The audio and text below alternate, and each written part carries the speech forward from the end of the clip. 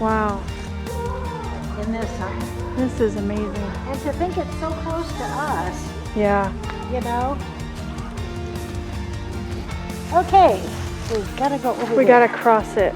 So maybe if we Okay, girls, please come away from the icicles. Whoa! Yeah, be careful too.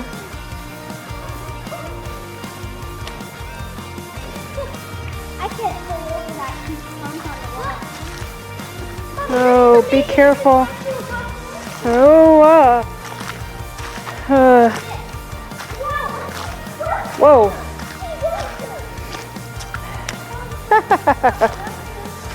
Might have to stop at a Walmart and get new shoes and socks for the ride home. Is it better over there or over here?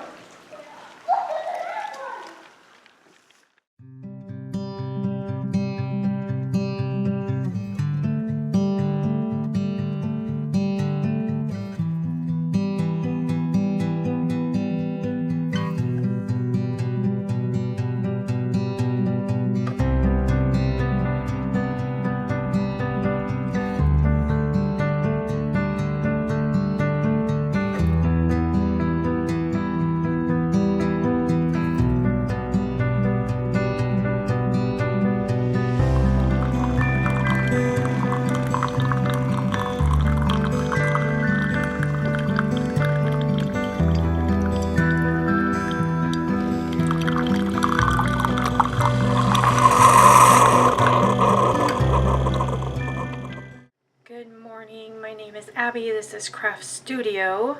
I thought I would post a video for you guys today, just sharing some things that I've been doing. It's been a while, I know.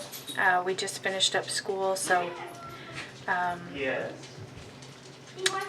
yeah, I am going to make some more coffee.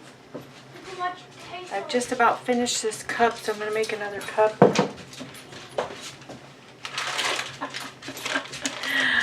I'm also going to start some things for dinner. I'm going to make a pot of lentils.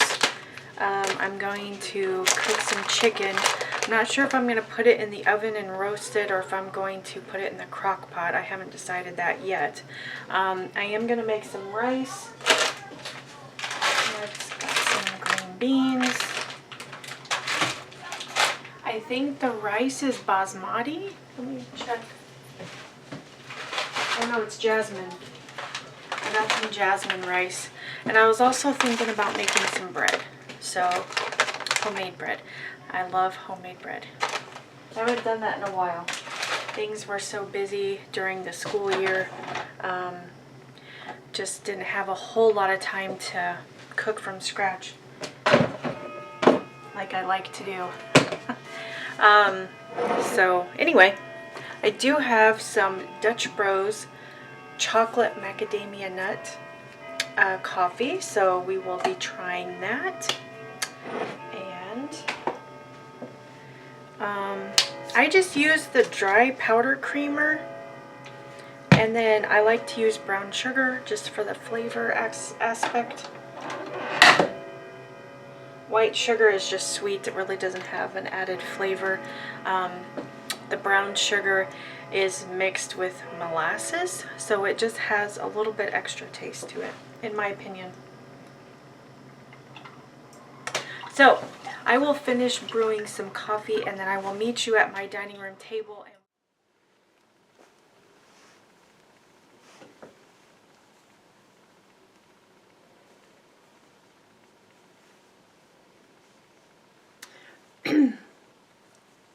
This is part of a crochet along for Jada and Stitches. This is one of the pieces. Oh, I'm holding it upside down. Sorry. This is one of the long pieces on the side of the blanket. It's supposed to be a forest. So the blue part is sky, and then you have the green for like trees and bushes, and then I did a brown at the very bottom for like dirt, you know. But anyway, I have not filled this in yet. It needs to be filled in like appliques, trees, mushrooms, birds, butterflies, you know, a horse, something you would want in an enchanted forest. So that is one part. The other part, which I already actually had done, but I hadn't used it in anything yet, but I did add the little curly cues, which are so adorable. So this is the unicorn. This is the unicorn block, excuse me. I don't know if I'm going to leave these curly cues. It's supposed to be the horse's mane.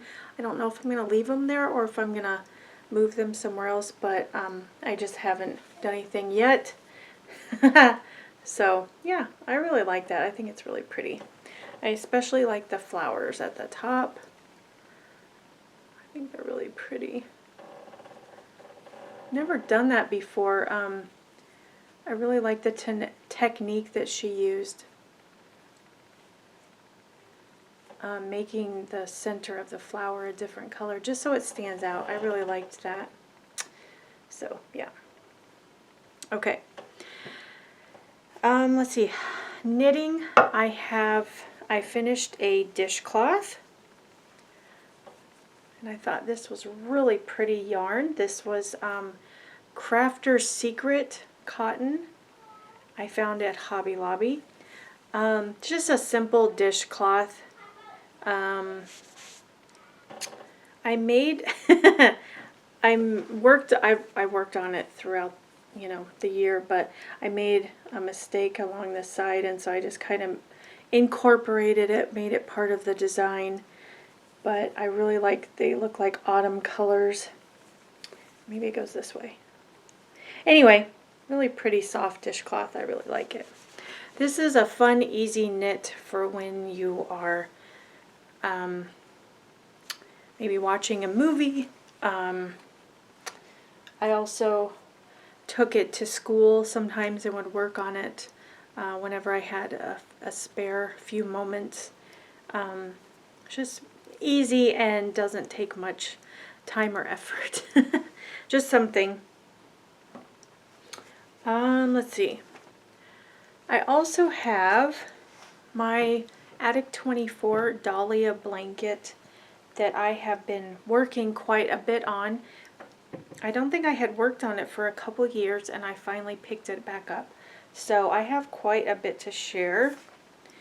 And I started out just using a few colors, but then I've added in many more colors. So it's kind of going to be a whatever color I'm in the mood for blanket.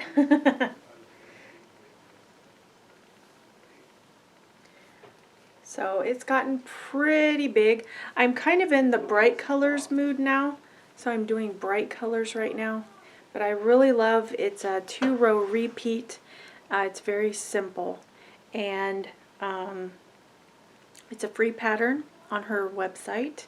There's a tutorial there, and I'm just really enjoying it. She also, what I really appreciate it is she has, if you want to make a larger size blanket or a smaller blanket, she has sizes.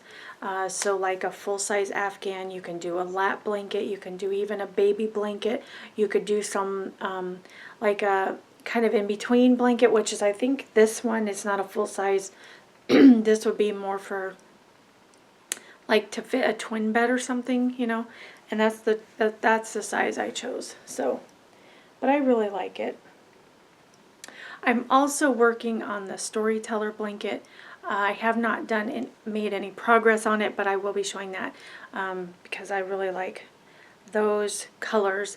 They're more fall colors. And if you're interested in seeing that, I will put a link in the corner if you want to go view that and see what colors I'm using for that. I am sticking just to 12 colors for the storyteller blanket, just 12. But this one is kind of a free-for-all. I had quite a large stash of the style craft yarn, so I'm just kind of using whatever. I am not using neutral colors. I'm not using like silver, beige, brown, black. I'm just using colors, just, you know, nothing, no neutrals, just colors. I wanted it very bright, very colorful, very neutral. Not neutral. Bright and colorful, cheery, that sort of thing. Okay, so yeah, okay. Woo. But I am really enjoying it. Okay, I also have quite a bit of weaving to share with you. As you know, or maybe you don't know, we did some weaving at the school and for art class, and so I had to practice quite a bit so that I could share or you know, show the students how to do that. And I had to learn some different techniques as well. So we also did weaving with yarn, not just the loops. These are the loops that you can purchase. These are cotton. You can also purchase polyester loops, but they're specifically for the loom, and you know, they're easy because you just put them on the pegs on the loom. But you can also weave with yarn, and that I have done that. You can weave with fabric on these looms, and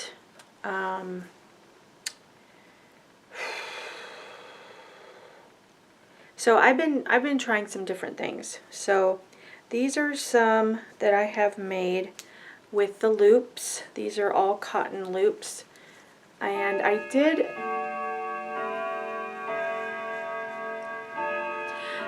just a warning, we have an old clock that chimes, so it interrupts randomly. Sorry about that. The children are home. My son is home from college. My girls are done with school, so you may hear kids in the background. That's okay. And then we also have a dog that likes to bark, so you may hear her in the background. But anyway, bear with me. Anyway, so I added this very cute wooden ring instead of doing like a loop in the corner like I did with this one. I just added another loop in the corner. So I added this, which I think it gives it a really nice professional finish, if you will. And then I also did the, what's it called? This is a surface crochet. around the edge, a finished edge, instead of the, let's see, instead of just looping the corners or the edge together like this. And I did share about this in my tutorial video, so if you want to watch that, you can. And I will put that link up here or in the description box also. But I used just a cotton yarn and went into each loop, went all the way around to close it off. I also did this one, which is really pretty. I really like this. This was more neutrals. This one I really love because it looks very hodgepodge and scrappy. It looks very scrappy. I really like this one. You can, because these are smaller ones, you can use these as coasters. They're not too great for hot pads because they are small. They're kind of small. So these are made on the 7-inch loom, and I think they're great for coasters. Unless you wanted to sew them together and make a bag, you could, I mean, these are great for that as well. This one is made with cotton loops as well, and I tried some different designs with the colors, and I'm still learning how to read the patterns. There's all sorts of designs you can use or make with these, and this was more of a kind of a box shaped design, but I really like how you can use the colors. This one I kind of just threw together. I just, whatever, you know, whatever looked good. This one is made on the 10-inch loom, and this has stripes, as you can see. I tried to do some nice fall colors, so I did an orange here. I did like a cranberry red, gold, like a forest green, light green, and then I used black and gray. But this is the 10-inch loom, so this would be more the size that you could use for a hot pad. You could set a pan on this, or you could use it to grab, you know, a hot dish or something. And this one I just used a loop there. So, oh, I also have this one. This I made in the tutorial. This one I used stripes. I did use the looped edge and added this on the corner. So I think those are the only two large ones I've made on the 10-inch loom. I have quite a bit of the ones made on the 7-inch. This is the one I made with yarn, and there is a video by Noreen Crone Finlay. She has several tutorials, weaving tutorials, so I will put her link down in the description box if you're interested. But I used 2 strands of cotton yarn. I believe it was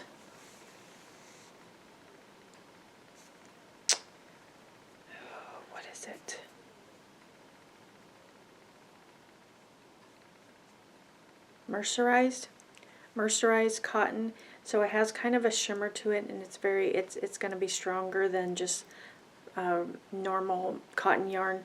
But I used this on the 10-inch loom, so this is quite large also. And then I have one that I'm still working on.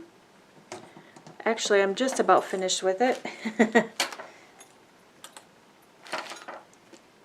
It is, how many pegs do I think I have 2 pegs left.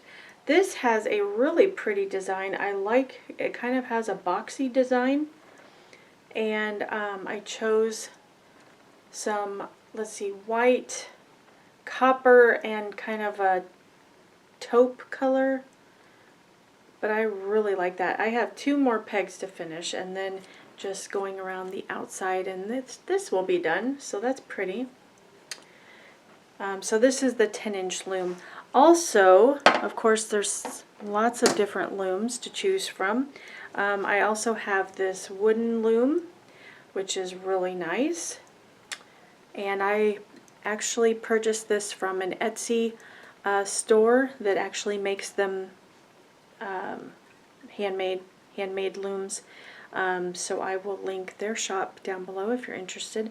It is not the same peg number as the Friendly loom, and I don't even know where my 7-inch loom is. It may be out in the garage actually.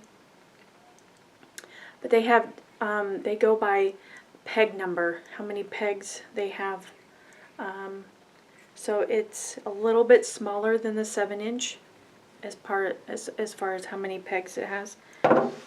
Also, in one of the books that I can't remember if I found it at the library or if I purchased it, but you can, if you don't have the money to buy loops and you don't want to use yarn, excuse me, if you have lots of old socks, you can actually cut up socks to make loops.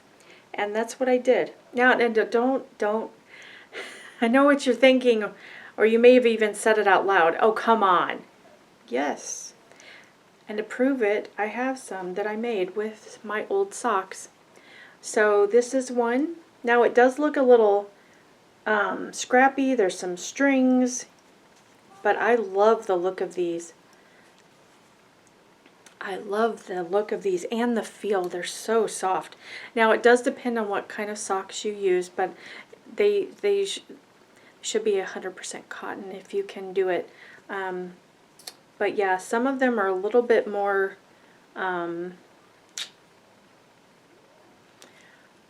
what's the word I'm looking for? Like this one doesn't have much strings at all, right? These I actually made with knee socks. I cut up some knee socks I had. They were very old. I love them, but I just didn't wear them anymore, so I cut them up and made this. These were made also with some dress socks that I had for a very long time. And these just, oh, these are awesome. This is very nice. But each one, oh, and this one I actually made on this loom. So you can see it's a little bit smaller than, say, this one, which was made on the 7-inch loom. So you can see there's a little bit of a difference. But yeah, depending on the socks and what they're made of and how old or new they are, they do have different feels. Like this one is very stiff. This one is kind of floppy. I don't know if that makes sense. This one I use lots of different kinds of socks, so, but yeah. Anyway, that is fun. It's fun to try different fibers. It's fun to try different materials, and it's fun to see the outcome, and also the different sizes of looms. It's been an experience. These are the hooks that come with them. Some people prefer these, some people don't. I prefer them. This is the 10-inch hook, and then this is for the 7-inch loom. So they look exactly alike. They're just, one's longer than the other. I do prefer the metal loom or the wood looms. Plastic looms are not, in my opinion, they're not as sturdy, they're not as strong. And when we were using them in my class, some of the kids had trouble with them. So